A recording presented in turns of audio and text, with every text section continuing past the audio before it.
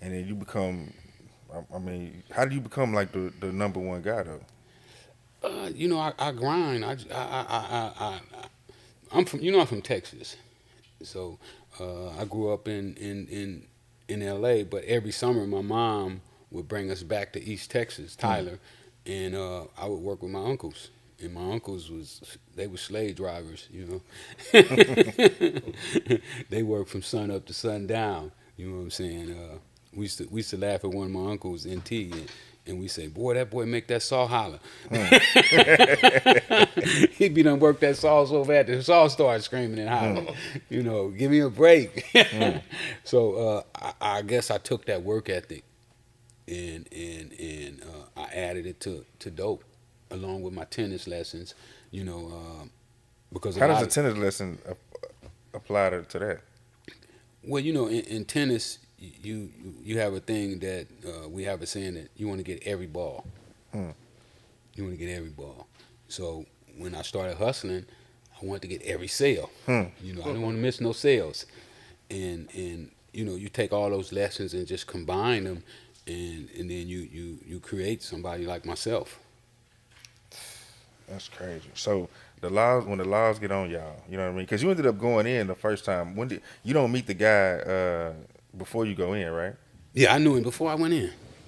So how does that relationship even like take place? Well, uh, my first contact with the Nicaraguans was a guy named Ivan.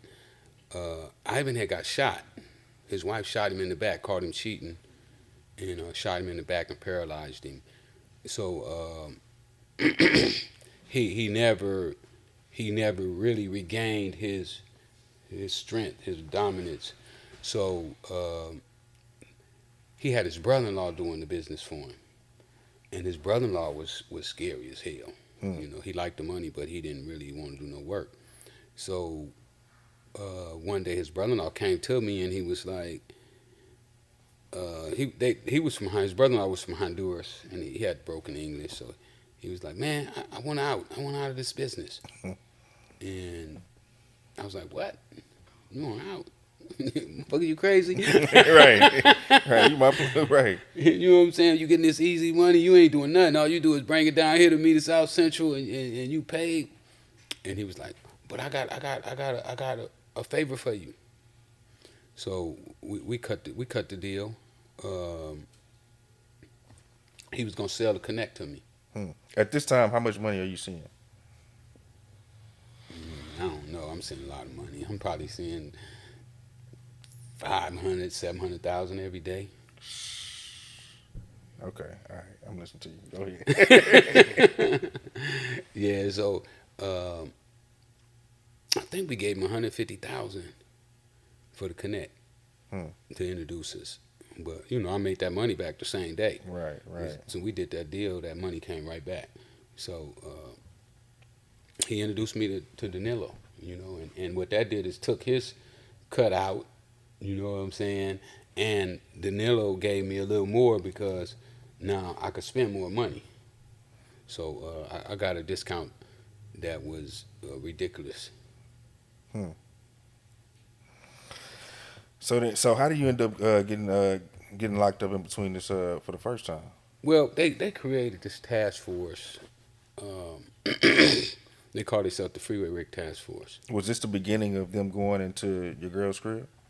Yeah, that was the Freeway Rick Task Force, but we didn't know who they were. Hmm.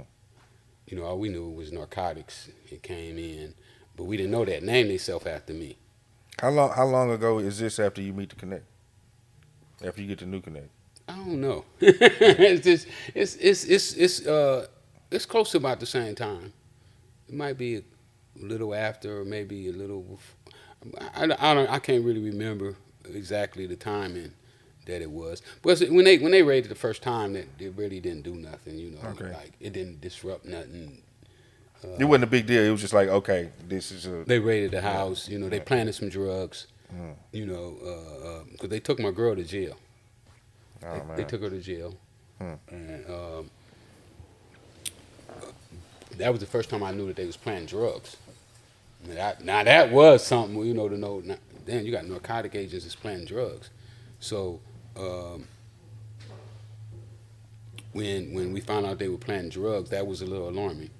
I mean, because I'm, when I was committing crime, I know that I may get caught. I may have to go to jail. But I don't want to go to jail for something I didn't do. Mm-hmm. And put me in jail if you catch me wrong, but don't don't put me in jail for something I didn't do. I ain't gonna go for that. Yeah. I'm gonna fight if you put me in jail when I was wrong. Right. Right. But I'm really gonna fight if you put me in jail for some shit I didn't do. And and that's what they were doing. They was fabricating search warrants, beating you up. They let the dog bite me while I was handcuffed. Hit me in the head with flashlights. Let the dog bite me.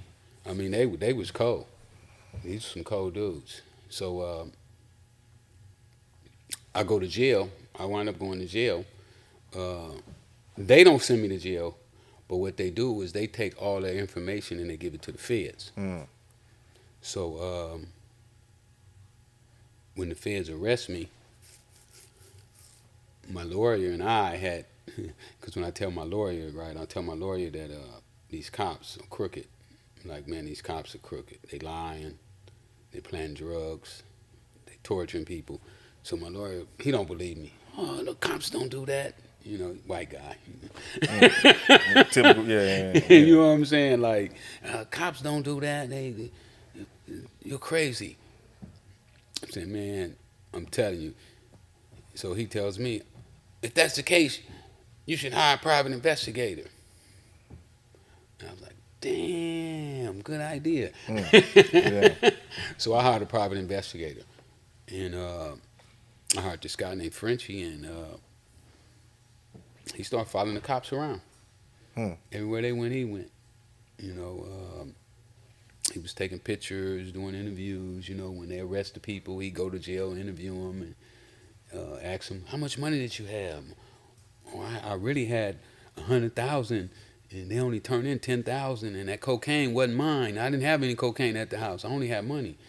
So he compiled all of this information, and when they indicted me, we handed him all the information he had. So it kind of knocked their case down a little bit. They wasn't so assured their case, and then they eventually indicted the cops.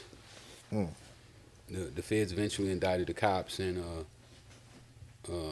that's one of the reasons the rapper called me a snitch, is because I got the cops indicted, and I also testified against them as well. I went to court and told them that the night that they shot at me, no, I didn't have no gun. I was unarmed. Wasn't no dope in the car. When they raided my house, my girlfriend's house, we had never had drugs at that house ever. Stuff like that there. And that's what happened with that case. So they made me a sweetheart deal. That if I pled guilty to 5 years, I pled guilty to 10, and they agreed that if I testified against the cops, that they would knock it down to 5. And they did. Yeah. Donnie Houston.